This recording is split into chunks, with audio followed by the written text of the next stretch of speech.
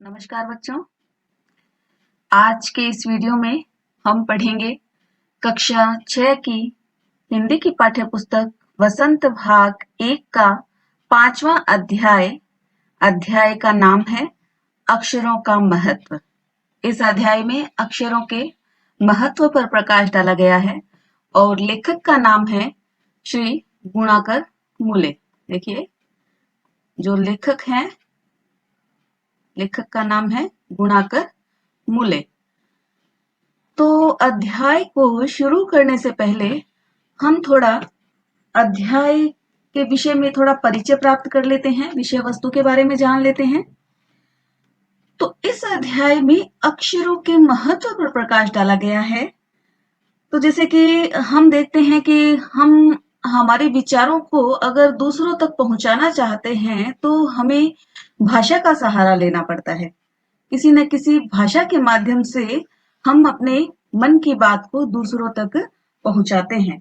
और भाषा के दो रूप होते हैं, पहला है मौखिक और दूसरा है लिखित। भाषा के कितने रूप होते हैं? दो रूप होते हैं। पहला है मौखिक भाषा और दूसरा है लिखित भाषा, जिससे कि हम लिख करके अपनी बात को दूसरे तक पहुंचाते हैं। भाषा के इन दोनों रूपों में मौखिक रूप प्रमुख है, क्योंकि मौखिक भाषा व्यक्ति पहले सीखता है और उसके पश्चात ही वह भाषा के लिखित रूप का ज्ञान प्राप्त करता है।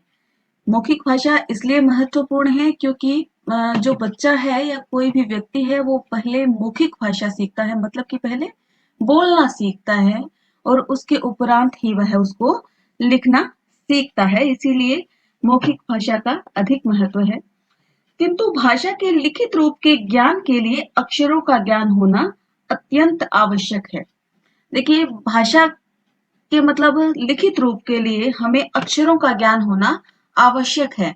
हम किसी भी भाषा को तभी लिख सकते हैं जबकि हमें उस भाषा के अक्षरों की, उस भाषा के वर्णमाला के बारे में हमें जानकारी होगी। भाषा के लिखित रूप और अक्षरों का परस्पर अटूट संबंध है। भाषा को अक्षरों की सहायता से ही लिखा जाता है।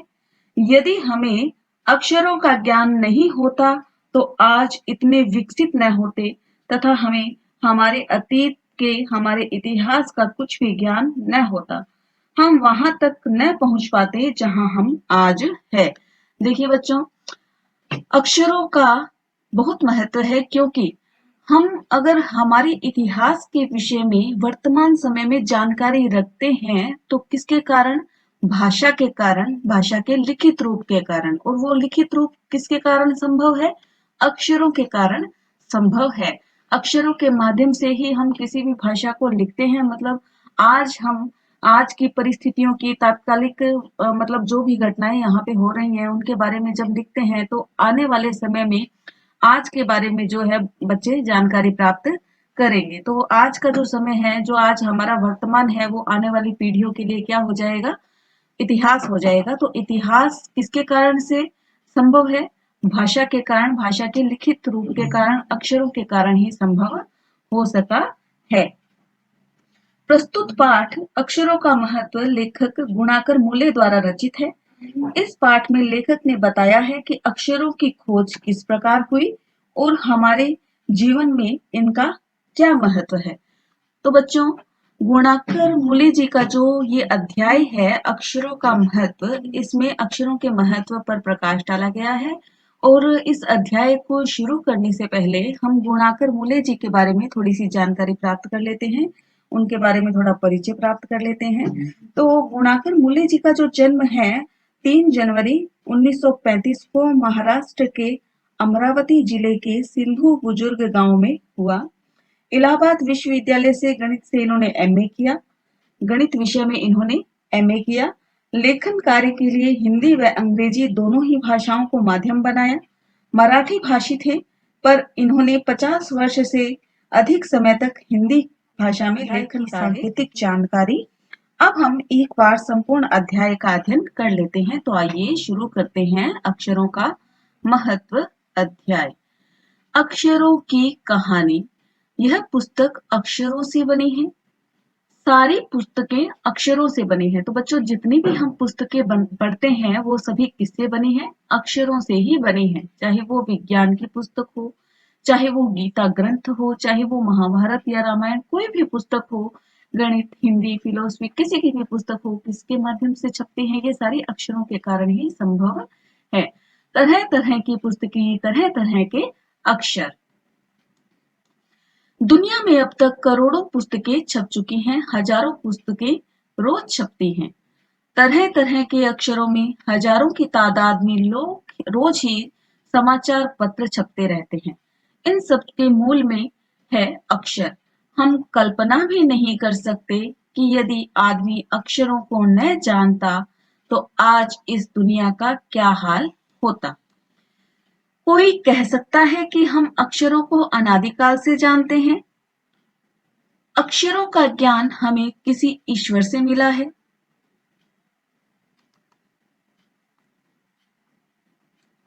ये देखिए, ये एक व्यक्ति है, ये कुछ लिख रहा है, कुछ सांकेतिक चित्र बनाए हैं इसने। और इसमें जब अक्षरों का आविष्कार नहीं हुआ था तो वो कुछ तरह तरह के चित्र बना करके अपने मन के भावों को, अपनी बात को दूसरों तक पहुंचाता था। ये देखिए शिकार का दृश्य है जो चित्रों के माध्यम से दिखाया गया है।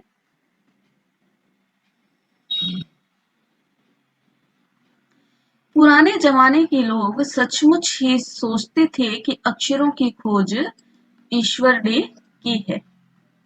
पर हाँ, आज हम जानते हैं कि अक्षरों की खोज किसी ईश्वर ने नहीं बल्कि स्वयं आदमी ने की है। अब तो हम यह भी जानते हैं कि किन अक्षरों की खोज किस देश में किस समय हुई। हमारी यह धरती लगभग 5 अरब साल पुरानी है। कितने साल पुरानी है धरती? 5 अरब साल। 2-3 अरब साल तक इस धरती पर किसी प्रकार के जीव जंतु नहीं थे। फिर करोड़ों साल तक केवल जानवरों और वनस्पतियों का ही इस धरती पर राज्य रहा। आदमी ने इस धरती पर कोई 5 लाख साल पहले जन्म लिया। धीरे धीरे उसका विकास हुआ। कोई 10,000 साल पहले आदमी ने गांवों को बसाना शुरू किया। वह खेती करने लगा। वह पत्थरों और औजारों का इस्तेमाल करने लगा। तो देखिए, मतलब लगभग 10,000 साल पहले आदमी ने क्या करना शुरू किया? गांवों को बसाना शुरू किया। मतलब एक जगह रह करके जीवन व्यतीत करना शुरू किया। गांव बसने लगे और फिर वह क्या करने लगा? खेती करने लगा। और फिर वो क्या करने लगा? पत्थर के औजारों का इस्तेमाल करने लगा, प्रयोग करने लगा। फिर उसने तांबे और कांसे के भी औजार बनाए। उसके बाद में उसने क्या किया? तांबे और कांसे के औजार भी बनाए। प्रागैतिहासिक मानव ने सबसे पहले चित्रों के जरिए, देखो प्रागैतिहासिक मतलब इतिहास से भी पहले का जो मानव था उसने सबसे पहले क्या किया? चित्रों के माध्यम से अपने भाव व्यक्त किए। जैसे पशुओं, पक्षियों, आदमियों आदि के चित्र। इन चित्र संकेतों से बाद में भाव संकेत अस्तित्व में आए। फिर उसके बाद में क्या अस्तित्व में आए? भाव संकेत। मतलब अपने मुख की मुद्राएं चेंज कर करके किसी को अपनी बात समझाना। जैसे एक छोटे वृत्त के चहुं ओर किरण की घोतक रेखाएं खींचने पर वह सूर्य का चित्र बन जाता था। बाद में यही चित्र ताप या धूप का भी घोतक बन गया। इस तरह अनेक भाव संकेत अस्तित्व में आए। तब जाकर काफी बाद में आदमी ने अक्षरों की खोज की। उसके मतलब कई साल बाद में व्यक्ति ने क्या की? अक्षरों की खोज की। पहले जब तक अक्षर नहीं थे तब तक उसने चित्र विधि के माध्यम से अपने भावों को बताना जारी रखा। अक्षरों की खोज के सिलसिले को शुरू हुए मुश्किल से 6,000 साल हुए हैं। मुश्किल से कितने साल हुए हैं? 6,000 साल हुए हैं अक्षरों की खोज को शुरू हुए। केवल 6,000 साल। ये देखिए, इस चित्र में हम क्या देख रहे हैं? ये जो चित्र है मध्य अमेरिका के ओंजी बवा आदिवासियों के चित्र है। तो देखिए दाई से बाई ओर, मतलब इधर से इस साइड में अपन को चलना है। ठीक है, तो तूफान का देवता, ये जो दिख रहा है ये क्या है? तूफान का देवता है जो सारे आकाश को घेरता है। उसके बाद में ये क्या है? नगाड़ा है। फिर देखिए पंखों से सुशोभित नगाड़ा। फिर पंखों से सुशोभित नगाड़ा देख रहे हैं आप। उसके बाद में द्रोणकाक है, ये द्रोणकाक है। और फिर उसके बाद में कौवा और दवाखाने में आदमी, ये कौवा और ये दवाखाने में आदमी का चित्र आपको नजर आ रहा है। फिर देखिए, अक्षरों की खोज के साथ एक नए युग की शुरुआत हुई। अक्षरों की जब खोज हुई तो एक नए युग की शुरुआत हुई। आदमी अपने विचार और अपने हिसाब किताब को लिख कर रखने लगा। तब से मानव को सभ्य कहा जाने लगा। मतलब जब से मानव ने लिखना सीखा तब से मानव को क्या कहा जाने लगा? सभ्य कहा जाने लगा। आदमी ने जब से लिखना शुरू किया तब से इतिहास आरंभ हुआ। जब से आदमी ने लिखना शुरू किया तब से क्या शुरू हुआ? इतिहास शुरू हुआ, इतिहास का आरंभ हुआ। किसी भी कौम या देश का इतिहास तब से शुरू होता है जब से आदमी के लिखे हुए लेख मिलने लग जाते हैं। इस प्रकार इतिहास को शुरू हुए मुश्किल से 6000 वर्ष ही हुए हैं। उसके पहले के काल को प्रागैतिहासिक काल कहते हैं। मतलब जब से इतिहास मिल रहा है हमें लिखा हुआ तब से तो ऐतिहासिक काल है वो, ठीक है। और जब मतलब इतिहास से भी पहले का जो काल है, जब जिसके बारे में हमें कोई लिखित जानकारी प्राप्त नहीं है, तो वह काल क्या कहलाता है? प्रागैतिहासिक काल कहलाता है। यानी इतिहास से भी पहले का काल, मतलब इसके बारे में हमारे पास कोई भी लिखित जानकारी नहीं है। अतः हम देखते हैं कि यदि आदमी अक्षरों की खोज नहीं करता तो आज हम इतिहास को न जान पाते। मतलब अगर अक्षरों की खोज नहीं हुई होती तो हमें इतिहास के बारे में आज कोई भी जानकारी नहीं मिल पाती। हम यह न जान पाते कि पिछले कुछ हजार सालों में आदमी किस प्रकार रहता था, क्या क्या करता था, क्या क्या सोचता था और कौन कौन राजा हुए इत्यादि। अक्षरों की खोज मनुष्य की सबसे बड़ी उपलब्धि है या सबसे बड़ी खोज है। अक्षरों की खोज करने के बाद ही मनुष्य अपने विचारों को लिखकर रखने लगा। इस प्रकार एक पीढ़ी के ज्ञान का इस्तेमाल दूसरी पीढ़ी करने लगी। मतलब जब से अक्षरों की खोज हुई तो एक पीढ़ी के ज्ञान का इस्तेमाल कौन सी पीढ़ी? उससे आगे की जो पीढ़ियां हैं वह भी करने लगी, क्योंकि समूचे ज्ञान को लिखकर रखा जाने लगा।